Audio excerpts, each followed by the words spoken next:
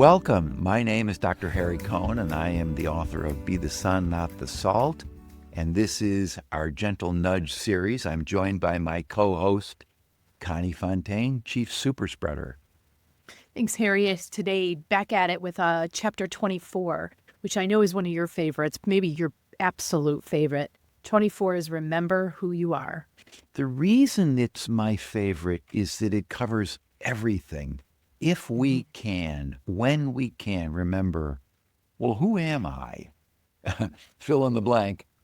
And then act in accordance with who you are, consistent with your values. Everything else flows to be heliotropic. Most people think of themselves as a good person. Well, what would a good person do? And all of the behaviors that a good person does is what it means to be heliotropic. So all we got to do is remember, oh, right, I am that.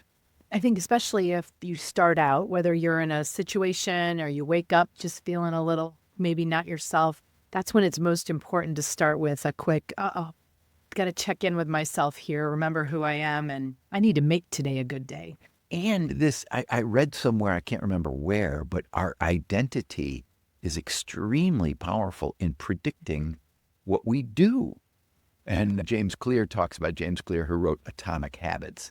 He talks about every action is in the service of the person you want to become. So what we do literally is an expression of who we are. So you can go either way. Both work. What you do reinforces who you are, and who you are reinforces what you do.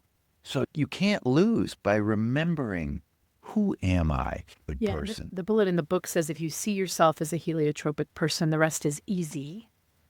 Yeah. I mean, we've talked about it lately. It's easy to know. Whether or not it's always easy to do, I think, is the difference. Right. And part of this, the paradox of easy is, and this is my most recent insight that a colleague shared, because this is so easy, it's easy to not do.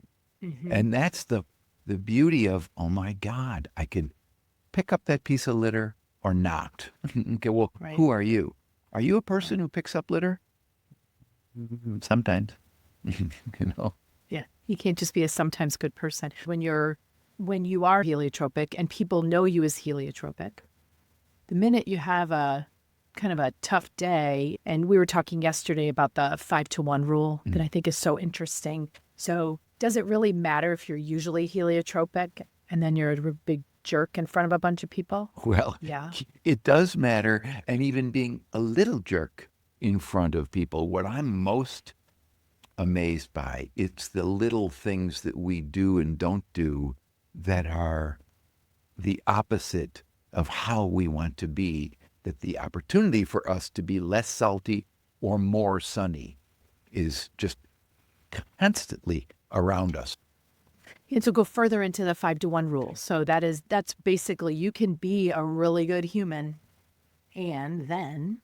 Well, if you are your worst self in a moment, it's 5 times worse than being your best self. What I mean by that is the negative expressions of ourselves sting and last longer on others than the equal positive. Hey, nice job. Hey, that was a terrible job. The hey, that was a terrible job is tougher on us than hey, nice job. Tougher, and I like what you said, it lasts longer too. People tend to remember those stinging moments for sure. If you ever talked to somebody after a difficult performance review, most people will remember the bad stuff. They won't remember anything good in the difficult performance review. So that's just how we're wired.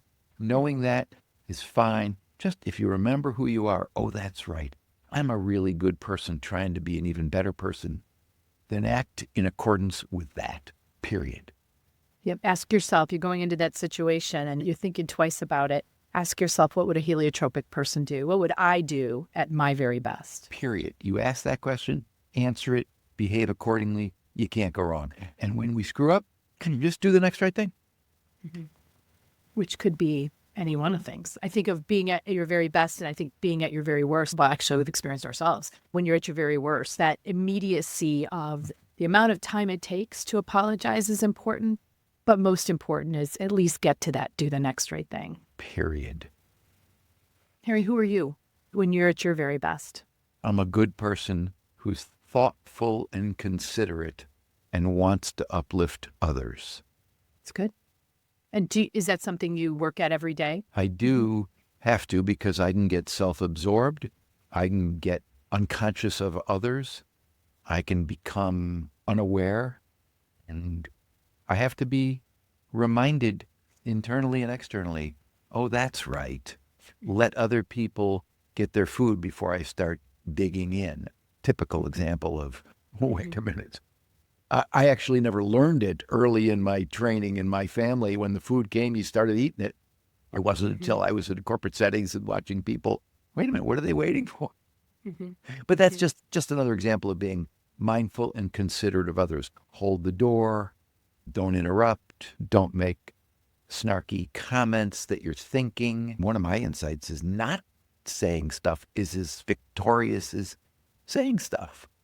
You know what I mean? Like not saying the negative thing that you're thinking, even though it's true. So, Connie, who are you when you're at your best? When I'm at my best, I take the time to smile, pause, ask questions, talk to everybody, whether it's in the grocery store line, whether it's the delivery guy, whether it's my waitress, and making sure that my interactions make somebody feel better than when they approached me. Wonderful. I mean, isn't that beautiful? More of that. More of that. Everybody feels good when that happens. Exactly. The cool part about that is you feel good, the server feels good, and if I'm just sitting there watching it, I feel good. Around you. It's a triple win. I'll take that. Triple win. And that's what we talk about. These gentle nudge series are good for us too. I mean, these are the reminders for us. Who are we? Who do we want to be? We want to be our best version of ourselves, and it isn't always easy. And I'm not done. I'm never going to be done. I met a fellow recently who, he was talking about a guy who left the company that he was working with because he was a person who, I got nothing to learn. I'm 50. I am who I am. I'm not going to be any different. That's quite an identity. I'm not going to be any different. Well, then, I guess you are. Yeah. I think about how much I've evolved in the last 10 years. I mean, I think for me, and I have these revelations around being my best self, and I share them pretty openly with you and with others. And I realize that my impatience to get from A to Z often comes across as if I don't care. And yet learning to pause, even if in the inside, I am just aching to get moving, to at least body language, sit back, take a deep breath and listen. And I've continued to work at that. And I know that it makes a difference in my relationships. It's as simple and as hard as that example. Impatience. Who likes to be around somebody who's impatient? Nobody. Exactly. So knowing that impatience is a quality that is off-putting and quite salty, we all can work on being more patient, period. Always in a rush. I mean, I think as a young working mother, I think I was always in a rush to get from A to B. We always felt late.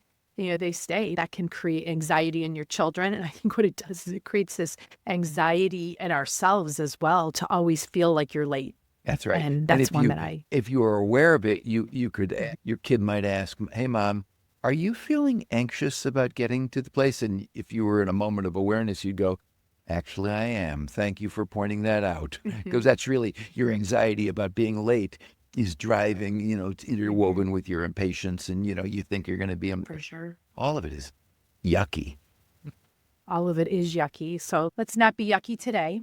Let's all work towards being our best selves and who we are. And hopefully this Gentle Nudge series made you think a little bit more about who you want to be today, how you're going to show up in the world. If you enjoyed it, please share it. Hope you're subscribing and following and listening along with the podcast. Thanks and have a great day.